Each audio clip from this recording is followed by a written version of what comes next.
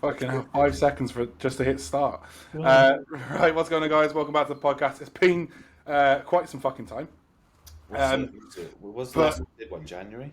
Oh, I can't be asked to go back and look, to be honest. But it's been months. It's been months. Very long time. But we're back again. So we'll just going to do a bit of a recap. Like we haven't spoken in quite some time anyway. So we're going to run through a fucking load of shit, just in general stuff. Ben's obviously competed recently, and new coach. Just a nice little catch up, I reckon, today. Yeah, why not? Why not? I've also got some. I put some story. I put a story on yesterday. I got some questions. I thought I've answered the more like coaching ones on my story, and then I've left the like personal ones and a couple of like more funny ones to answer on the podcast. So a couple of those we can just throw in here and there. We can kind of break things up and just like make it a bit of a mishmash. Yeah. If you want to know if your question's answered, you might want to stick around to the end. Yeah. You see that for engagement and retention, get the retention.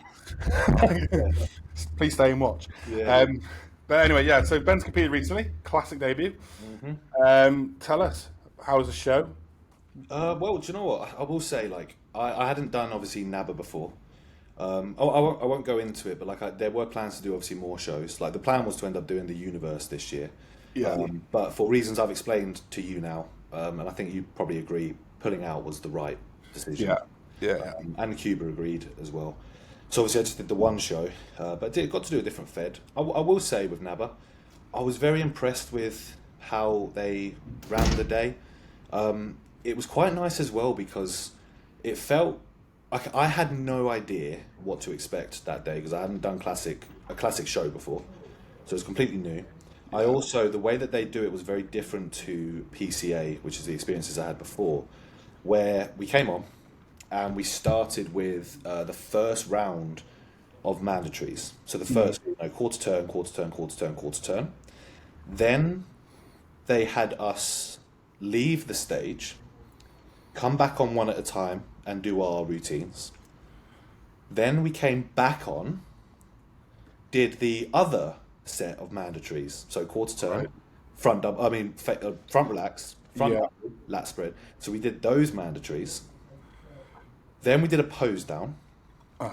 Then we left the stage. Men's physique lads came on. They came off. We came back on. One more pose down, then awards. Very, very odd. So like obviously I was kind of there, and I remember when I was, I just done the first 4 set of mandatories. And obviously like at that point I was still a little bit nervous. I hadn't been on stage in a year, or almost 2 years. I had that glimmer of I'd seen like Marcus in the crowd, I'd seen Flow by Sammy in the crowd. So I was there thinking, fuck me, I hope my posing doesn't embarrass myself in front of Sammy. And Marcus is a good coach. I looked down when I hit my first front relax and my mind went to, I look skinny. I was just like, fuck. Yeah. So you're doing all of those. And then obviously I'm expecting, right, here we go. Like I've just done the first like 4 quarters, the relaxed ones. Let's hit some powerful shots. Like my favourite shot of mine for this year was my kind of like twisted hip, both hands on hips, front lat. Yeah. Of that shot on me. Yeah. So I was waiting to hit that. And then they go, right guys, off the stage, we're going to do routines. I'm like, wait, you forgot my favourite pose. Yeah. The thing with some federations, they do it so differently, don't they? Like the one I was at recently, the BPA one, like they got them to come out first, do their eye walk routines, send them back off, and then do mandatories. Yeah. And it's like, okay, then they shoot them off again, do another eye walk. Now we'll do a pose down, and now we'll do awards. It's like it just seems very long-winded. We're very used to PCA or Two Bros, and because they're kind of similar, but it just kind of very long-winded in terms of doing the way they do it. It's like, can you not kind of tell by just doing the first sort of quarter turns and stuff who's already won, essentially? And a lot of the time nowadays, like when I look at, other than I will say recently, the natural show that just got on the last weekend, the Wolverhampton, standard, especially of junior bodybuilding, packed, wasn't it? In hell.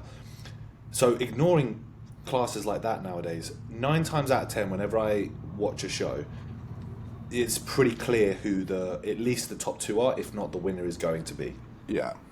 nowadays because someone, especially in like things like classic is a very, I'd say, niche category where bodybuilding is, who is the biggest, who is the leanest. Yeah. Classic, it's a certain look that if you understand what they're looking for in classic, you can see someone who looks classic. Like Wayne Angus this year, one of my favourite amateur classic athletes I saw on the PCA and other stages. I just think his look was, he won the overall at NABBA Scotland, Uh huh. and he won again PCA overall classic tool. I think it was classic tool. Yeah. And as soon as he walked out on stage the first time when I was watching the updates on social media, I was like, that's classic. He's won. Yeah. So, do you need to do all the complexities of like order it? Just get the guys on stage, get them compared, get them judged, and then let's put on because the routines, that's just for before that you might get some point changes in your routines, but Yeah. realistically, are they going to change it based on how well you can? I think it depends. If it's very close between the judges, between first and second, like they could be like it's tied or Yeah, something, then the routine could be what makes yeah, or break it, basically. exactly. Because but that'll be a stage presence marker, Yeah. not necessarily the other markers like symmetry and body composition. Yeah. They'll have Typically though, like it's normally quite a standalone, isn't it? It's like right, yeah, first, second, third, like routines, just have fun with it, sort of thing. yeah. That was the one thing with my NABBA show, mate, that pissed me off. Because, like I said, I got a lot of messages. There was a lot of not controversies, wrong word. Like, Daniel was phenomenal. I was very good. I'm not going to call myself phenomenal. But the overall thing was, it was very close between me and Dan. Yeah? Because of the numerical order, okay, the guy, Alex, who, again, great size, he just didn't come in conditioned enough. Yeah. But he still had a good shape. If he had come in conditioned, it would have been a really good. The three of us would have been, all of us, quite close. Yeah. But because of the condition level, it was me or Daniel from the. I knew that backstage. I was like, right, he is going to be tough. I need to make sure I keep on the money here. But because Alex was the middle number, Daniel got moved into the middle first. And because of like, especially when the judges are saying to me, it was so close, man. They never fucking moved me to the middle once. Yeah. And I was a bit kind of like, if it's that close, at least let me stand in the middle once. Come on, just I suppose because there's only three of you, there was no need to kind of rotate you, maybe. still would have been fucking nice. Yeah. That's just me being You just petty. want to be in the middle. I want to be in the middle once. Yeah. In 10 years' time, I can just post that photo and say I won it. Look, I'm in the middle. Yeah. Yeah. Yeah. No, exactly. I'm joking. I obviously wouldn't do that. Yeah. But yeah, But obviously, you came off the back of stage, and then obviously we know why you quit prep and stuff. But like, you went with Kuba. What made you want Kuba? do you know what? One thing I followed one of his clients' prep quite intrinsically was Daramac. Uh huh. I just think his looks phenomenal, and I thought his condition was just flipping wicked. He just won the not two, bro. It was the Irish Right. Open. Yeah. The weekend just gone, won the overall in that. Came third in the pro Quali. class lineup. Yeah. And I think when I was going through prep, I had a few people in mind that I was interested in. One of them I couldn't because of a conflict of interest. Right. Yeah.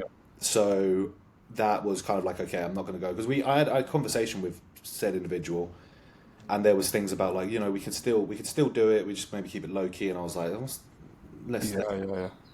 Yeah. Cuba, I've always resonated with because I love his ethos, particularly around the health perspective and the digestion perspective, and the fact that he is very, very, very intense when it comes to bodybuilding. Like for me, for instance, now, it's been 4 weeks. I am on no off plans. I've had two, but that is literally just life circumstances. I've said I messaged Cuba and I say, look, my family are having first instance, family are having a barbecue on Sunday. Seeing a few of my family members I haven't seen in ages. They haven't seen me since show. I'd like to get involved. And he's like, all right, make these adjustments, track it, let me know what you weigh tomorrow morning. So even that's very intense. There's no like, hold off on that. Yeah. Go here. And that's what I wanted because when I came off, after seeing the look that I brought for my classic debut, compared to my physique look, I was 20, how much was I? So 209 to 230, 21 pounds up. I look objectively, if I'm saying it myself, I've got the classic shape because of my shoulders, because of my waist. I could fit classic very well. I was like, this off season, I want to be a fucking bodybuilder. Yeah, So I'm going to get a bodybuilder coach that is not going to let me slack on being a bodybuilder. And yeah, for me, that was Cuba. And then, yeah, so that's why I went with him because I was just like, all of that. I'd watched his YouTube through prep. It really resonated with me. I followed a lot of his things, like I implemented things like kimchi through my prep, because I was self-coached through it. I implemented kimchi based on, seeing him and his reasons. I was like, I like that. yeah, And I was just there. So when it was time, when it was crunch time, and I was like, yeah, let me reach out to him. I reached out to him, messaged him on a Sunday night. I just was like, do you know what, I'm going to do it now. He messaged me back that Sunday night, and I was like, brilliant. It was really nice actually. He said, yeah, he said, I've seen some of your stuff like through your prep, mate. Let's have a chat. And I was like, when works for you? He was like 9:15 tomorrow morning. I was like, sound. yeah, Spoke for about an hour and a half. He talked me through everything to do with his coaching, what he objectively wants for me, like where we see me as an athlete going, and it just all lined up with what I wanted. And I was just like, this is just a no yeah, brainer. yeah, And then here we are now, 4 weeks in.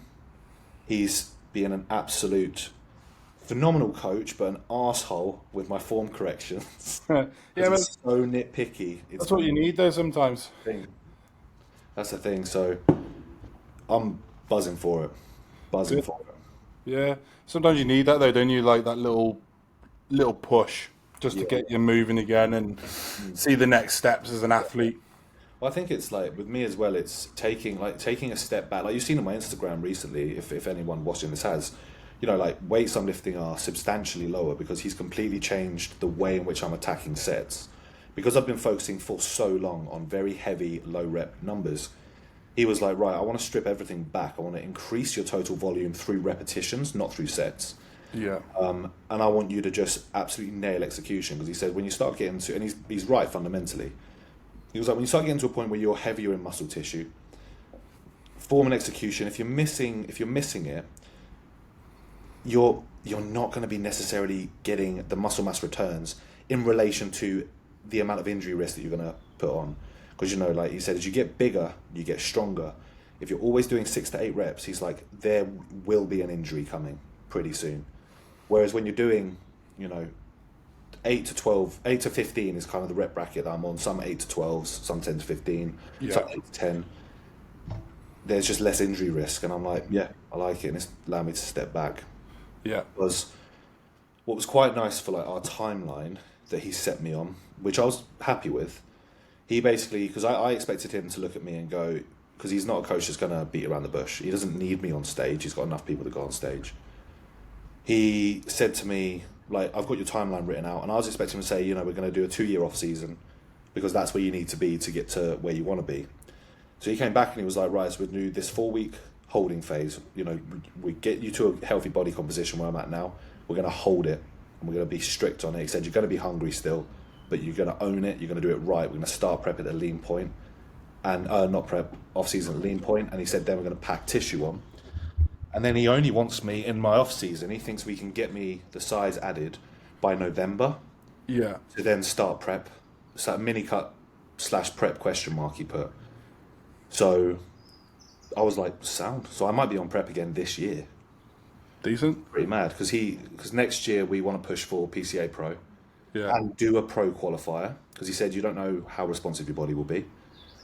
To see where I stand and how I look in a pro qualifier lineup. yeah, And then from there we'll determine the duration of the next off season, where he basically says your next competitive season we're going for amateur pro card, at good level, Fitex, PCA, yeah, yeah, sorry, other feds. And then he said, and then the next season you go on stage after that, he said we're going to start gunning for the pro card. yeah, yeah. And yeah, I was like, okay, yes, real sergeant. We'll do it then. Yeah. Plans in place for us. Pretty much that's pretty much the turnaround with Cuba, the plan going forward. Yeah, I am hungry and I would love a pizza. of me I every feel, night. I feel good. I'm enjoying it. I'm very much enjoying it. I'm taking a lot of fucking health and vitality supplements. Yeah, He's very on that, which is very good. But it's like, when you're doing 15 tablets in the morning, 12 in the evening, you're like, Jesus Christ. Yeah, there's What me. about you?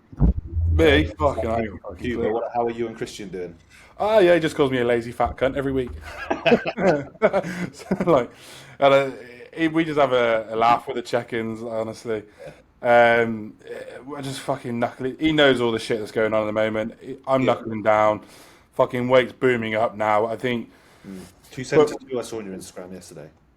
so yes, so what was it the last week to yesterday I was up 5.5 pounds. I'm up to 275.5. Oh, nice. Oh, This the previous one, 272. yeah. This morning I actually came in at 277.5, so I'm another £2 up from yesterday. So Christian, we're getting at 280, mate, by this week. Like, not Yes. like you'd watch this anyway. Do you mind if I ask if you and Christian have like a timeline for when you may be looking at? Uh, Do you, no, we haven't looked that far ahead, to be honest. I know the goal will be competing next year. yeah, we might be Um, against each other. You never know. yeah, I don't know. I don't know. Yeah, I keep getting. He wants me to get to 290 by the end of this improvement phase, before we start pulling things back into a maintenance and then a small dieting phase, Yeah. just to tidy up. And then we'll probably do another off season, probably push to 300, and then prep properly next year for shows. When we do shows, I haven't even fucking thought that far ahead yet. At the moment, I'm just living in the moment, just fucking Yeah. pushing hard, fucking growing to shoe, and just fucking keep putting the weight back on. Well, How keep the is weight how going is up. your training going? Training's fine. I mean, since the sciatica went, I'm back to full capacity now.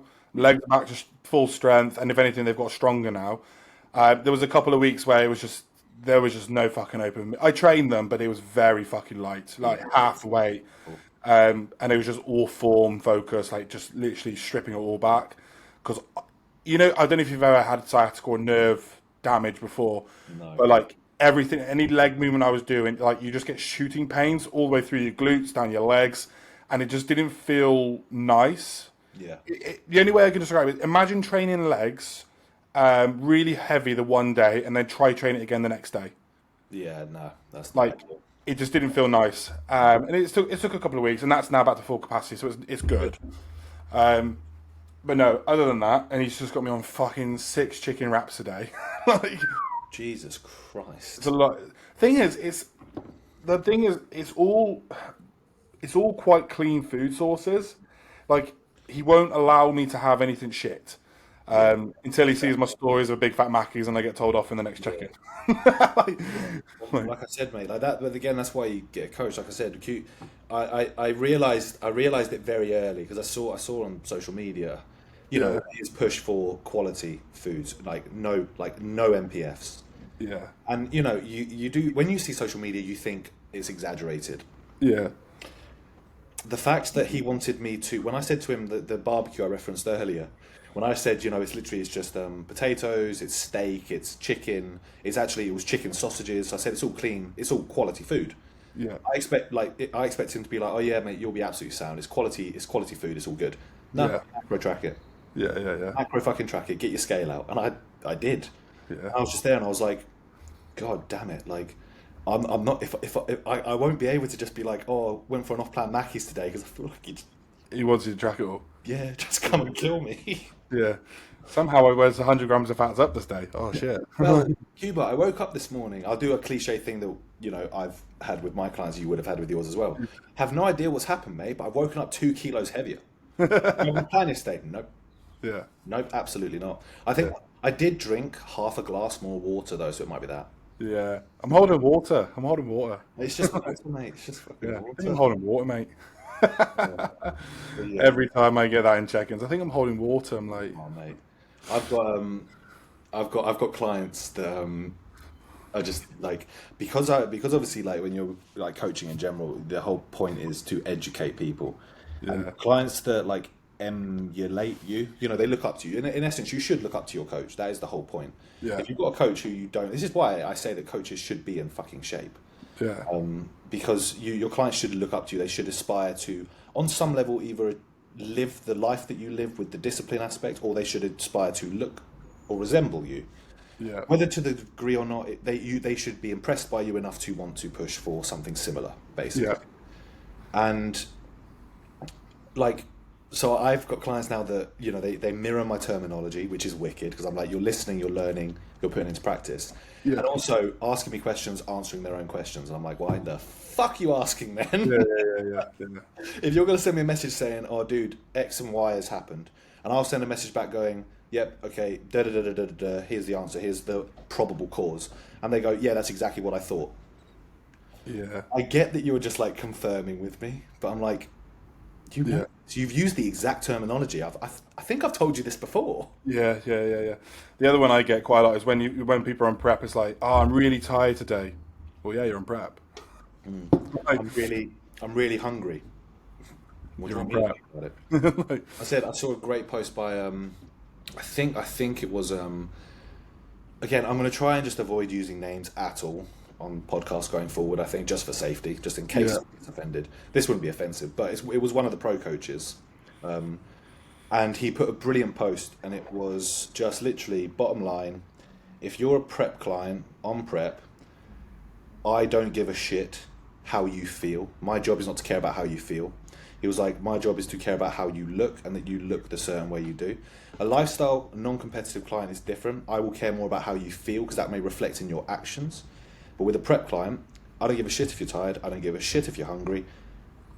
I expect you, regardless of those feelings, to just get the job done. Yeah. And my only concern is how you look and making sure that how you feel is not going to impact that look. And I was Yeah. like, very well put. Yeah. Very well put. Exact words of it. Like, I think people just accept. Well, people expect prep to be. You say, well, of course they're going to tell you I feel tired, and they expect you to going to pull out a magic wand and go, okay, well we'll just refeed today, get you Yeah. to feel better. Let's just use retatrutide Yeah. as But the well. way they always the way things I always say, right, is like, yes, you're in prep, you're going to be tired. I know that, but if I pull things back from here, refeed you or take a step back, that is 2-3 days that we're not in a deficit. Yeah. That's 2-3 days you've now got to take back off in terms of after the refeed. Yeah. Would you rather refeed now and have to go harder post, and it's going to be more horrible, or just stick to it and get things done? 9 times out of 10, they go, "Don't worry, I'll stick to it and I'll carry on." And you just say, "Look, there is a refeed coming. I have planned this of when roughly it's going to be, Yeah. but I don't You're, want to." you're looking at certain points you need one. And Yeah, it's like you know that one's coming, you just can't say exactly when because you're waiting for certain variables to yeah, fall in. Like you're waiting for that check-in to fall and you're like, fucking hell, you are deflated. You need some life. Or you're looking for a huge drop in performance to the point where it's like, okay, you need some push for drive performance. Like yeah, but that's the key thing that you said there as well is like when people are there and they're also they come to you and they say I'm tired, I'm hungry, this and that, and I say to them, and what I say to I've had this question asked before on social media because people always ask about how do you manage hunger on prep, and I say ultimately you fucking don't. You are yeah, going to be hungry, and I mean for example me now I'm 4 weeks for a month and 2 days post show. Right, I have been eating Cuba from after the week post show. Cuba put me on. I've been on 4,300 calories on a training day, 4,000 on a non-training day. For 3 weeks, I am still hungry. So you think you think that your hunger and your tiredness is gonna be fixed by 1 or 2 days eating hard? Absolutely not. If yeah, you're legit conditioned and you've been on prep for a significant amount of time, if you've been in a deficit and you've been hungry for weeks, 1 or 2 days is going to make you feel good for that evening. The next day you'll wake up in the exact same spot. yeah. You'll be Exactly. just as hungry, but like you said, you'll be heavier, and then you'll have to dig more. So it's like, shit. Last night was fun, and it's why as well I say to everyone, don't binge and don't cheat on your diet on prep because you will feel great when you're eating it. The second you're done, you will be riddled with guilt. The next morning you will be watery. You'll feel like you look shit. Yeah, Your weight will go up, and you will be again riddled with guilt, regret. You may then make mistakes, overcompensate, which will then make you hungrier, and then you might binge again. Which is where I say, like, if you do binge or really cheat on your diet once in prep, it might be a sign that maybe you shouldn't do prep at this time, because every circumstance I've ever seen where one binge will lead to another binge down the road.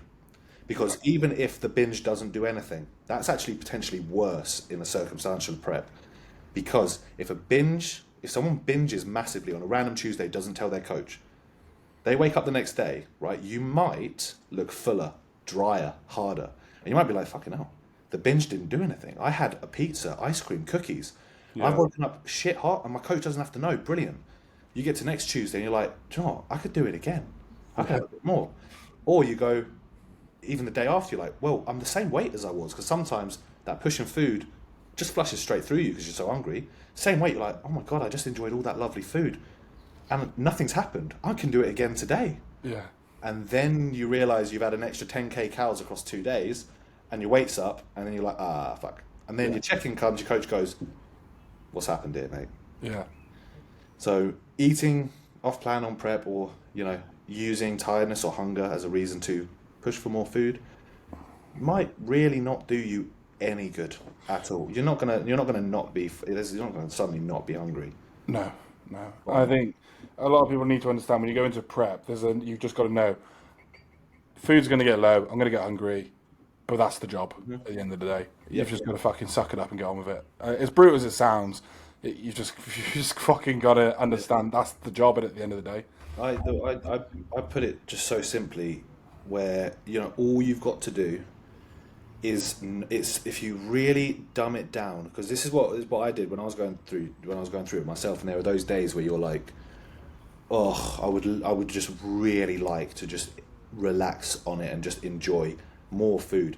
I would at the back end of prep, like I would have just happily eaten a big bowl of rice. I wouldn't Yeah, have cared. It was just more chewing. Would have loved it. yeah, I just made myself feel so stupid by going, all I've got to do is not do this, and yeah, I'll be ready. It's just so simple. Just don't put anything in your mouth that isn't yeah, meant to be there. Like your mum would tell you as a child. yeah. Dumbed it down to that degree, and it was like, I'd be such a twat if I did.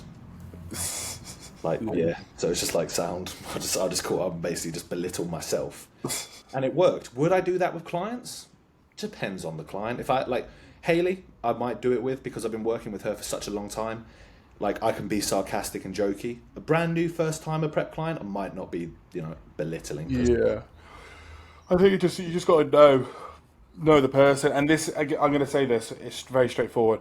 You have to work with someone for a considerable amount of time to understand who they are as a person, how they respond, because like I've been doing a lot of learning into like emotion type triggers. You will know by working with someone for some time what type of person they are Yep. from check-ins alone, how they communicate. Are they someone very direct? They just check in once a week. You don't speak to them all week. They just go, "Morning. This is my weight. This is my photos. This is my data.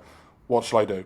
And you just go, "Right. This is what I want you to do." Dum. They go, "Sound. I'll crack on." Very direct. You might get someone else who needs a bit more emotion behind it. Explain to them, right, this is the reason why we're doing this, because we need to do this, because this is the result we're going to get out of that. For them to understand. They're like, oh, okay, yeah, cool. Okay, I'll get on with it. Yeah. There's different types of people. If you've got someone who's quite nervous and you're just very direct with them with no real backing, they might go, This is fuck it. too much. Yeah, it's too much for me, and I'm going to back out, or I'm going to binge, and I'm not going to tell him, because somebody if you go very direct with someone, they just think it's all or nothing. Yeah. Whereas if you need someone that needs that constant reassurance to say, no, you're looking good, we need to carry on here, this is why we're doing this here, it kind of gives an edge to feel more relaxed with what they're doing, to keep pushing through those next level results, essentially. What you said there, you said two things there that are perfect, and it's about finding out, well, like making sure your clients relax. The whole point of a coach is you need your clients to be as relaxed as possible. However, different clients will feel more relaxed in different ways, and it's your job as a coach to figure out what that way is. Yeah. There was another thing you said there that was absolutely brilliant, but I can't remember what it was. That was very well said, all of it. So I Could be can't. the triggers, almost the way you talk to somebody. But Yeah. basically, with coaching, we essentially have to find out what makes you tick, Yeah. because what makes you tick is what we're not going to do towards you. Because if it makes you tick, the problem is then you're gonna resent it, and you're gonna go the other direction with things. I literally had this with a client a couple of days ago. They messaged me and they just said, we're going into an off season, we're going into a push up phase. They messaged me and said, dude, I can't eat today. I have a history with, weight cutting, like for sport based reasons. They were like, Yeah. I just haven't been able to put food in my mouth, not for any physical reason. Mentally, I just feel like it's really weird, it's really alien to me. And he put at the end of the message, this has happened before.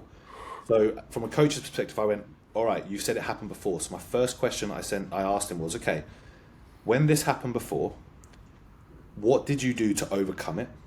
Because if it worked for you then, we can apply that same practice now. Because you look at trigger and history of responses that corrected that trigger. So first, I also said to him, what's different today circumstantially that has potentially caused this feeling today that wasn't there yesterday? I said, and if it's something that's happened before, what did you do in the past that has corrected that? And I can just now remind you to implement that now. And I said to him, if it's brand new, and this is something I advise anyone to do when you're looking at push-ups, when you're looking at pushing food up, especially if you have never done it before and it's alien to you. When it comes to an off-season, don't think of your off-season as, even though you are, don't think of it as you're trying to change physically. Don't think of it as you're trying to grow muscle. Don't think of it as you're trying to get bigger. Take away that, because that happens over such a slow and long period of time. It can lead to you feeling like, oh fuck, I'm not making progress like I was in prep week to week to week.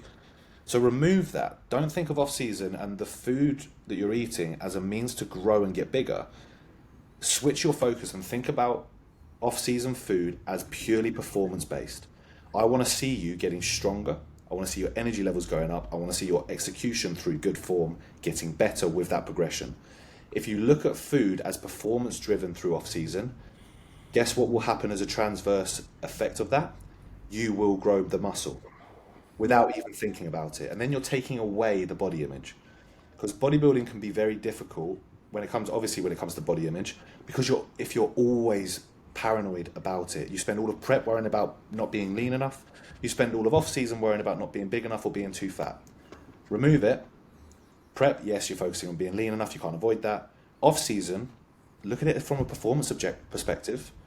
If your performance is on the up, your form and execution is on the up, getting better or staying perfect, you're going to be getting bigger. And it just takes away, you don't have to worry about your body image then. That's also the coach's job. We'll look at you. If things are getting a bit messy, we'll make the adjustments needed. So I said that to him and he was like, that's a really good way of thinking about it, thank you. He hasn't had the issue since. So hopefully he keeps that. And that's all I can do. If it happens again, I'll remind him. And I know that works now. So if it doesn't, I'll find something else. Exactly that. No, that's good. Good stuff. No, exactly. Shall I, or shall we, also All questions. do a couple of these questions? Yeah. Because I got one here. Okay, let me. I got quite a few. So I've already answered I think I've answered 5 or 6 of them on my story. I've got. How many have I got left? Okay, I've got a lot left, but I've got the best ones here. So one of them I want to answer first because I think you've misworded it. I'm not going to say names. Nah, call them out. Fucking dyslexic. Can you delete questions that you've asked someone? I don't think so. How would you approach? There's quite a few here. I'm trying. I think you can because I remember it. So unfortunately for you, if you've taken it back, I don't know. he asked me, does using steroids? Oh no, does not using steroids mean you're cheating? And I think he meant, does using steroids mean you're cheating? Yeah. But it's gone.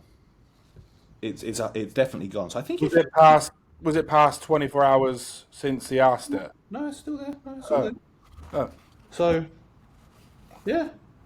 I think you can delete questions you've asked people. So there you go. If you didn't know that, you can do that. But unfortunately for you, I'm not going to say his name. I remember it because I was like, that's a good one. Yeah. So Matt, I'm going to assume, bud, all right, because if you're not taking steroids, you're obviously, there's no contextual way you could be cheating. I'm going to assume you meant, does taking steroids mean you're cheating? So, as it was asked to me, I'll relay it onto you because I know my answer. Yeah, I'm saying... Does taking steroids mean you're cheating, Matthew? I'm going to say no, because you can still take steroids and still look like shit. Yeah. Yeah. Because the amount of people I've spoken to who take steroids, I'm like, but you don't change. Yep, obviously there are countless people even at this gym that take steroids that if you're watching this and you ask that question, you train at this gym too. Yeah. limit it down. I'm just not going to say your name. Yeah. You would be shocked at who is on steroids and who isn't, and you probably wouldn't be able to tell. No.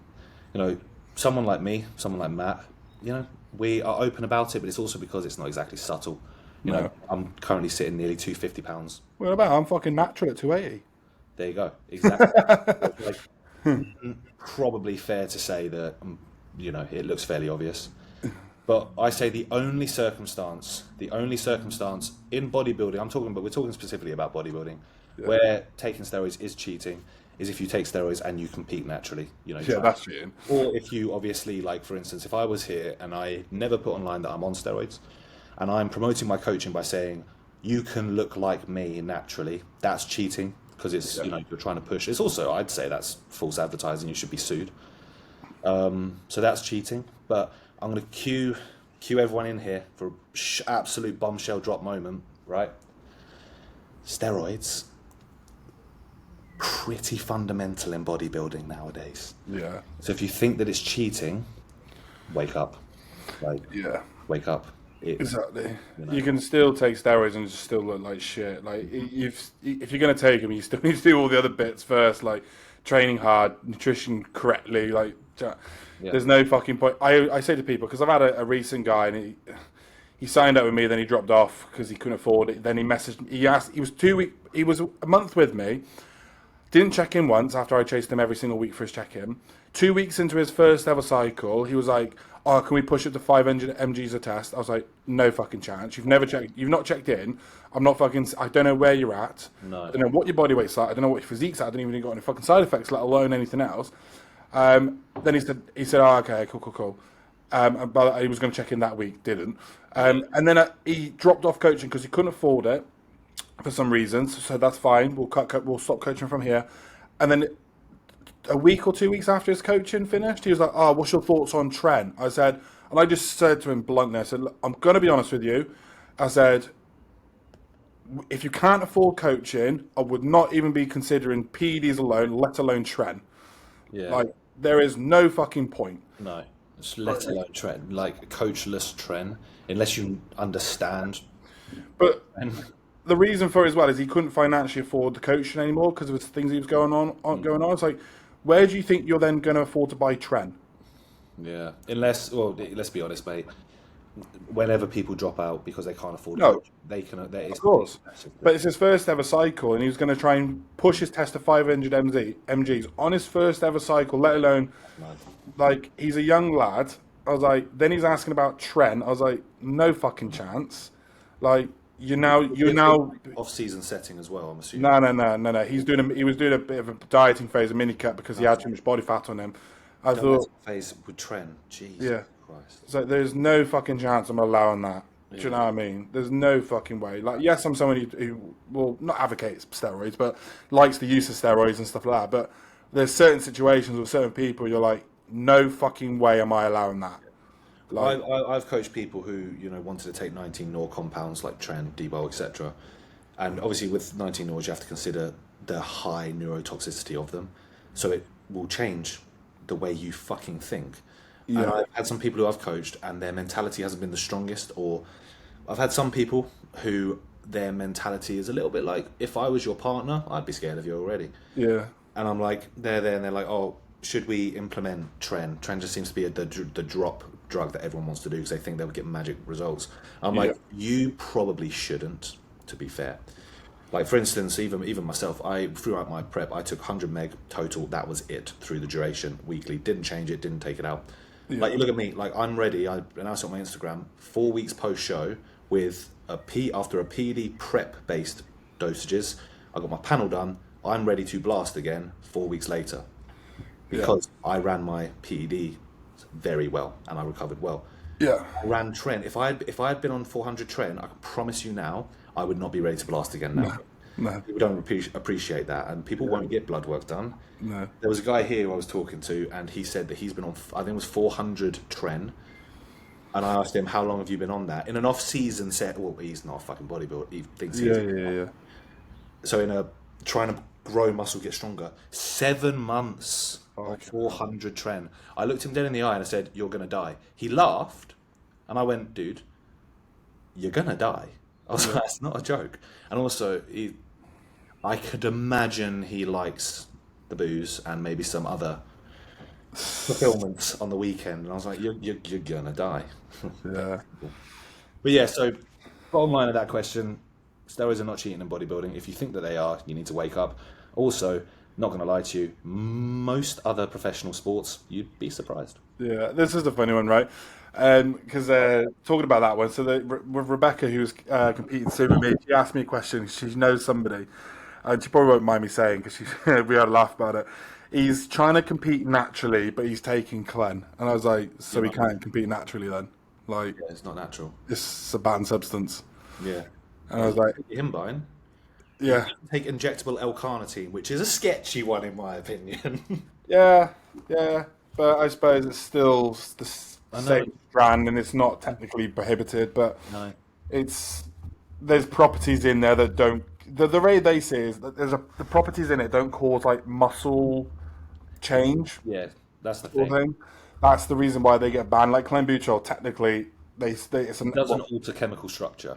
yeah, it preserves tissue accordingly, and it burns body fat at the same time. But like, whereas Yohimbine just strictly hits, what's it, the alpha fat cells or whatever it is. So what we call Yeah. stubborn. He doesn't do anything muscularity wise, basically. But no, when she told me that, yeah, he's taking Clem, but he's going to do the natural show. I was like, so he can't. He's a cheater. Yeah, he can't. He can't compete naturally because Do you know if he did it? Do you know if he did it? no, he hasn't competed yet. Yeah. Do you know who Yeah, he's going to? but that's the plan. But Yeah. it's like, well, he's going to get caught out then. What's I his said, name? I don't know the name. I just didn't ask. I was like, oh, I just said fucking idiots. Yeah, Like, I would have asked the name. I would have called him out because that's. nah. I've got naturals competing at the back end of the year. If I found out someone on that stage was on Glenbury, I'd fucking tell them. Well, this is the thing, right? Because they can still take it and still look like shit on stage. It doesn't fucking Yeah. matter. The only reason they'll catch you out is if you place top three, and that's when they drug test you. Yeah, exactly. So, You're frozen. have I? Your screen's frozen on my end. I'm Are back we, now. are we recording this? Like, is this going video? Or is it? Yeah, it's still recording. Oh yeah, sound. No, we're fine then. But yeah, no, yeah, that's true. In that circumstance, then, as I said, that is cheating. Yeah. So, What other questions you got? I'm trying to think of like good routine. So, one of the questions I got asked is how many off plans do I have per week? I already answered that earlier, talking about like Cuba's setup. At the moment, none. Yeah. Give me a pizza, Cuba, please. You said yesterday you were like, I'm spot on. You're very happy with where I'm at, and then said that wait till Monday. It's Monday some. Oh no, it's not. It's not. It's not Monday some. No, it's not Monday somewhere. All right, here's a good one because this is. Someone asked, can you still lose fat with untracked weekends? Now, my position on that is an interesting one because I would say what but if you're a bodybuilder, I would say no, because most of the time bodybuilders we have very big appetite, so if I went on an untracked weekend right now, I could put away a hefty amount of food, and yeah, definitely ruin a weekly calorie deficit or even take myself into an absolutely insane surplus because we do eat an abundance of food. We can eat an abundance of food. The consideration I will have there is that most like day-to-day people, because you're not bodybuilding, you're like a normal gym goer, you're doing that. I would assume that your like appetite isn't so big that when you say an untracked weekend, you might mean going out for some drinks and having some food. Now, if you're doing that Friday, Saturday, Sunday, yeah, definitely, not going to be ideal. Especially, it also depends on how much you're going to consume. But one thing I would say to someone in that position, because if you've asked that, I'm going to assume that you're probably not willing to not do that. You're quite a social butterfly. A simple way to at least mitigate those weekends. I can't promise you that you're still going to achieve top level fat loss because you're not overweight now. You've got quite good shape.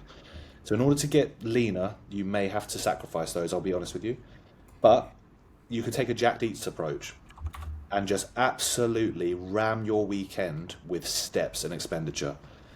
That can do a lot, because I would say if you're overindulging on a Saturday, but you've done 25,000 steps, you might actually be okay.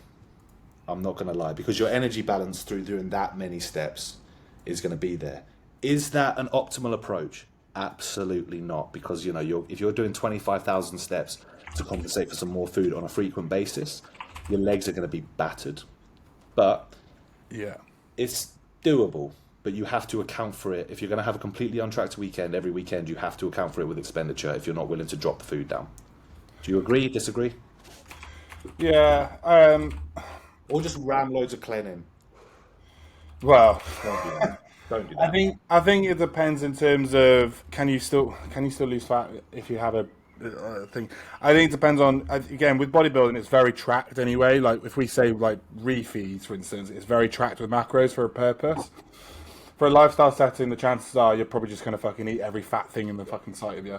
And I think that's ultimately going to slow down your digestion. So ultimately, are you going to lose body fat? Probably not. That's what I said. Probably not, but But like in the grand scheme of things, it depends on how you action it afterwards and how those actions are and before that happens. Anyway, and how like is when you say untracked, is that like untracked because you're gonna eat a shit show, or do yeah, you imply like do you just mean you're MyFitnessPaling 4 days a week? You just turn it off and you're just eating like you might be eating your normal day, but it's just like there's a cookie, a croissant cookie, and you have that yeah, for lunch and you don't track it. Do you mean that? yeah. This is the thing. Like with bodybuilding, it's very not regimented, but it's very controlled Yeah, environments. Whereas lifestyle, the control aspect's out the window. yeah. Like, do you mean 2 beers or do you mean 6 beers? And do you know, like, How hungry are you? Like I said at the start, how much can you feasibly put away in an untracked weekend? Like, yeah, if it's like I said, if it's like if you're having a couple of drinks on a Friday night and then on the Saturday you may go out for a dinner and you're having steak and potatoes unplanned from a Miller and Carter. yeah, If you're having a Sunday roast, you might be absolutely fine. Again, I'd say still increase your expenditure if you're going to do that. Like do more steps. You might be fine. If you are having, if you're going out for McDonald's breakfast on a Friday, having a pizza for lunch and or dinner, few drinks Friday evening, going into Saturday hungover, so you get like a full English breakfast. Then you go to the pub and you have a pub lunch and drinks for afternoon. Sunday you have your roast with a load of desserts. yeah. Maybe if you did 50,000 steps a day. Yeah, I mean, it's the difference with prep coaching to lifestyle coaching is there still has to be a control aspect Yeah. towards it.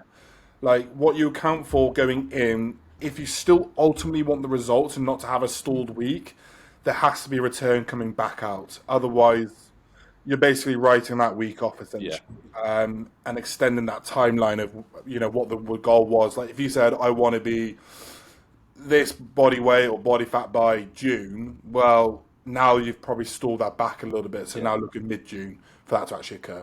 I answered this on story back. You remember when why would you remember? A couple weeks ago, I got asked a similar question to this, but it was like, do you have to make sacrifices in order to achieve results? And I said, to achieve results, no. To achieve the results, like if you want a six pack, I'm going to be totally honest with pretty much anyone, unless you're a metabolic warrior. If you want a six pack, you're probably going to have to sacrifice some shit. Yeah. Reality is, if you want that David Lade aesthetic look, you're going to have to sacrifice your weekends for a short term. You're not going to get it done by having untracked weekends. Can you lose a little bit of weight and have a little bit of flexibility through the weekend? Of course you can, especially if you're very overweight. It'd be very easy to cut weight even if you just move more. My nan, perfect example. Very unhealthy lady, very big lady. Sorry, nan, I love you to bits, but you are different nan to the one I obviously told you about earlier. And if she's lost a lot of weight recently because she's just moving, her diet's still appalling, but it's because she's so big, if she just walks to the bathroom and back, she will lose weight. So Yeah. depends where you are. But yeah, I would basically say here, to summarise this from my perspective, can you still lose fat with untracked weekends? I'd say you probably don't want to lose fat that much, really, then, if you're asking that question. Be honest. Yeah. If that's your priority, is to ask that question. You know the answer. Let's be real. Exactly that. There's one, in your opinion, what's the most effective training split? That's not, you don't need detail. Whichever one you'll stick to, that's your best Fucking one. anything that you work hard on. And anything that you can stick to and that you enjoy, that's your best one. Yeah. What does my daily routine look like? It's not going to interest you. It's just It's bodybuilding, it's coaching, it's everything you've seen on my story if you follow me. Yeah. This is a good one. It's more coaching related. We can make this like the final one because this has been a lengthy one. All right. Yeah. Someone asked me what actually before we do the serious one, someone asked me what are your favourite positions in the bedroom. Fucking hell. Doggy, because it's the only position I could probably get into at the moment. Yeah, to be fair, I think everyone likes it. I think it's good for both parties. I think both parties tend to enjoy that. So yeah. My excuse is I'm 280 pounds. I can't move very fucking easily. So yeah, there you go. I think it's doggy. I think that's a very common Yeah. answer. So yeah, I've got another one. In the wardrobe, me not involved. in the wardrobe means hold. Yeah. All right, last one. Are AIs okay to use? I see mixed opinions. I'm assuming you mean. Aromatase inhibitors. Yeah, I'm assuming you don't mean artificial intelligence. I'm assuming it's Yeah. aromatase inhibitors. So, are they okay to use? I see mixed opinions. So, do you want to take over first, or shall I? Yes, but no. Just because you don't want to use them for long term, because again, it's a tablet, liver toxic. You Yep. don't really want to, and it crashes your estrogen. And when you do stop using it, you're just going to aromatize anyway back afterwards, depending on which ones you use. I think it's for a short term fix. Yeah. Like if you're getting gyno side effects, you're probably blasting too much gear.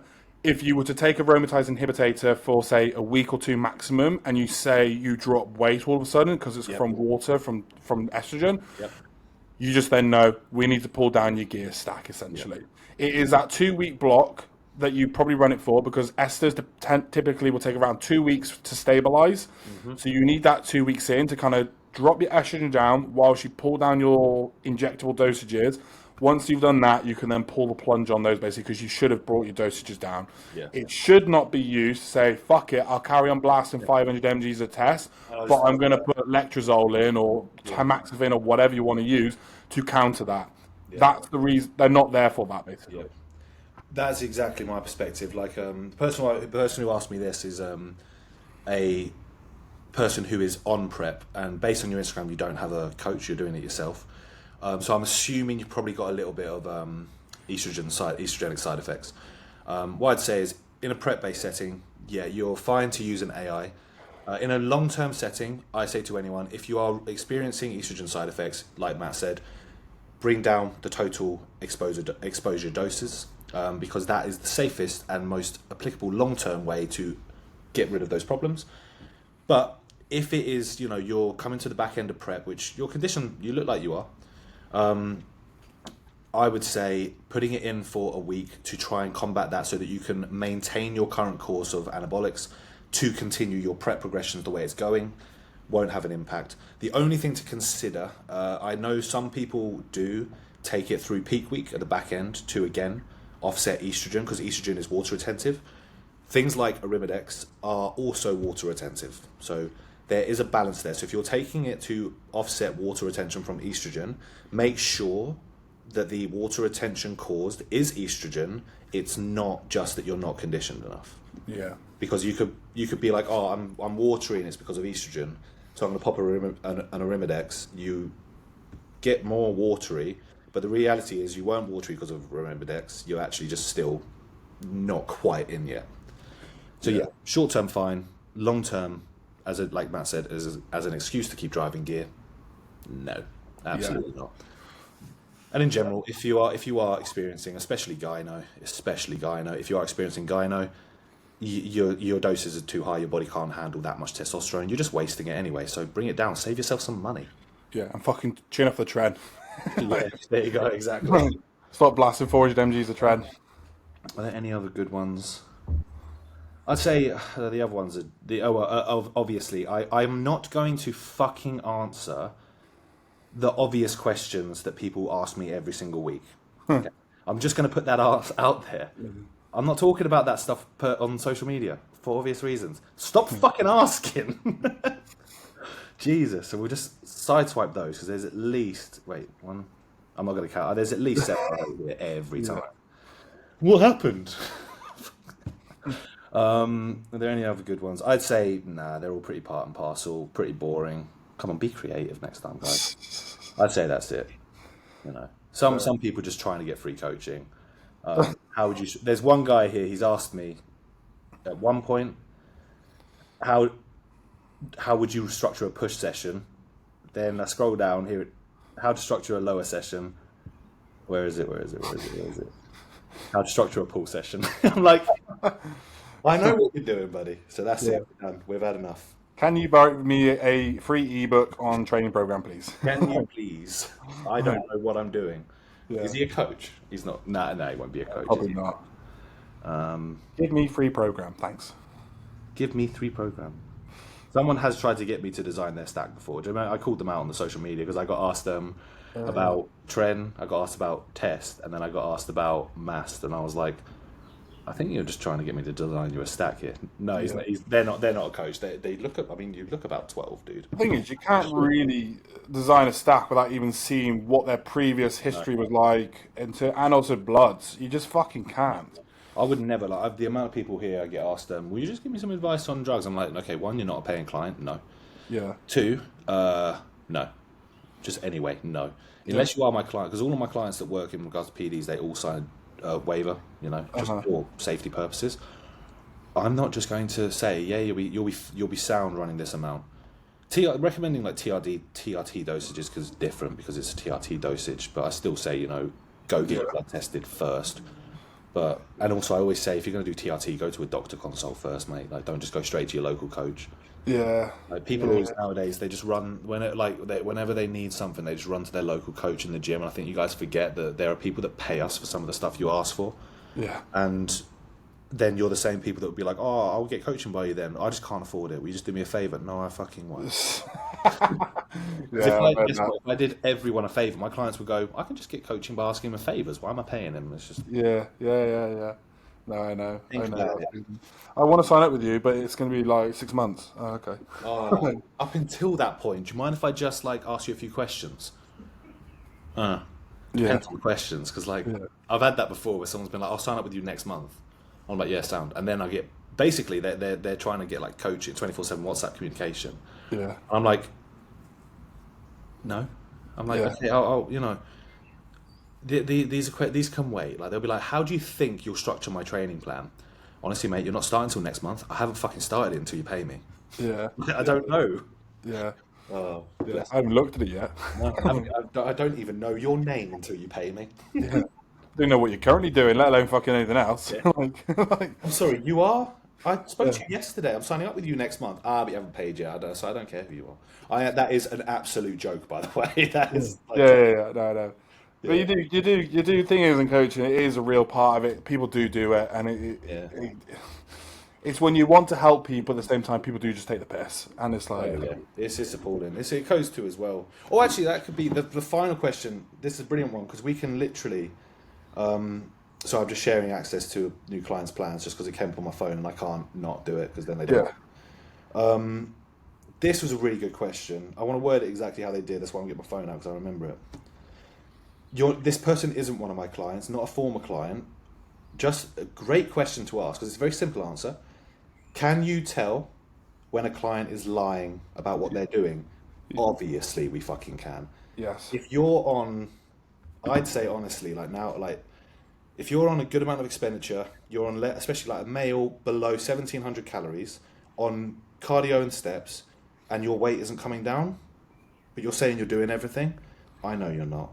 Yeah. A female below 1,500 with cardio with steps, and your weight's not moving at all, hasn't at all, you're lying.